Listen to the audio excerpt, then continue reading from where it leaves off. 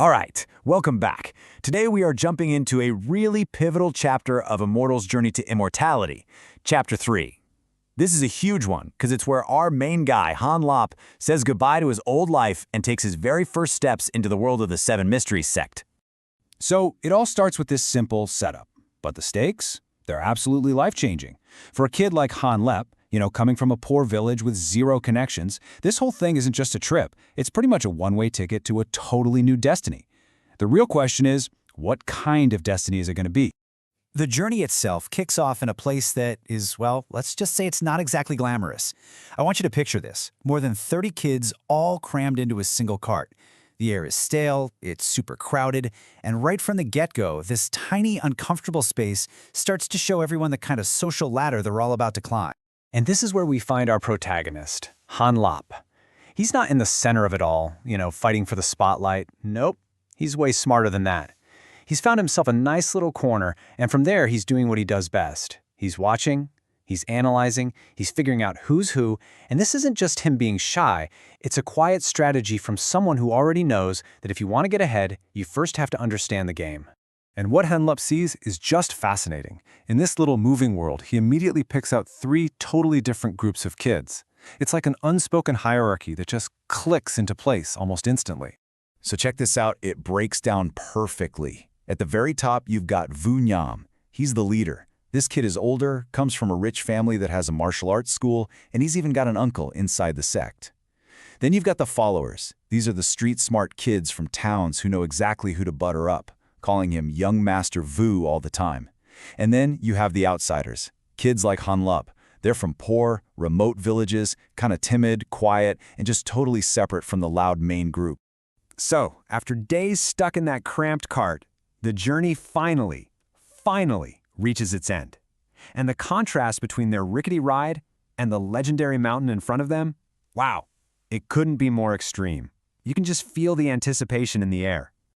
And this wasn't just a short hop either. For 5 straight days, that cart just rumbled west, picking up more kids along the way, moving them further and further from everything they've ever known. This timeline really just drives home the fact that, there's no turning back now. As the children finally get off the cart, this is the view that hits them, and they are just completely awestruck.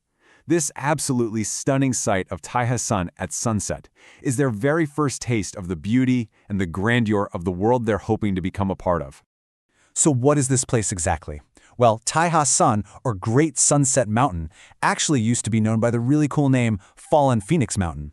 But today, it's famous for one thing, being the completely impenetrable, heavily guarded headquarters of the Seven Mysteries Sect. We're talking treacherous peaks, hidden checkpoints. It's a fortress that outsiders just don't get to see anymore. That amazing scenery pretty quickly gives way to an equally amazing display of power. The second they arrive, the kids get their first real taste of the sect's authority and its super rigid, unforgiving rules. And nothing shows this power dynamic better than the guy who brought them here, Protector Vung. On the road, he was arrogant. He was the boss. But the second he's in front of his superior, Hall Master Nyak, his whole attitude just flips. He becomes this fawning, respectful, obedient guy. The pecking order is crystal clear. And speaking of Hall Master Nyak, he doesn't waste any time setting the tone.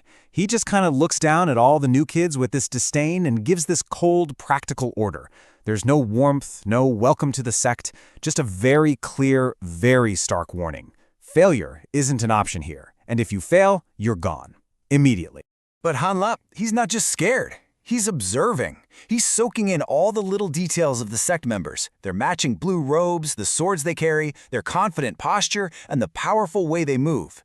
Everyone here just radiates skill and strength.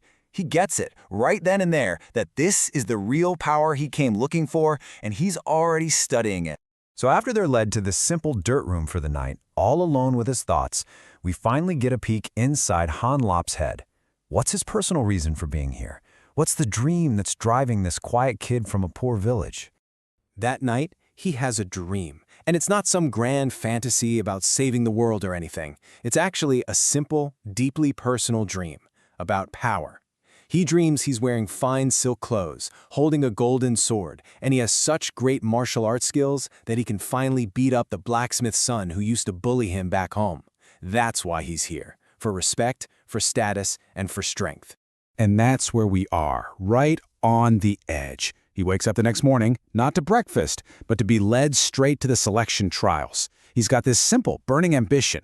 But when he's facing the sect's cold and ruthless tests, will that little dream even have a chance of becoming reality?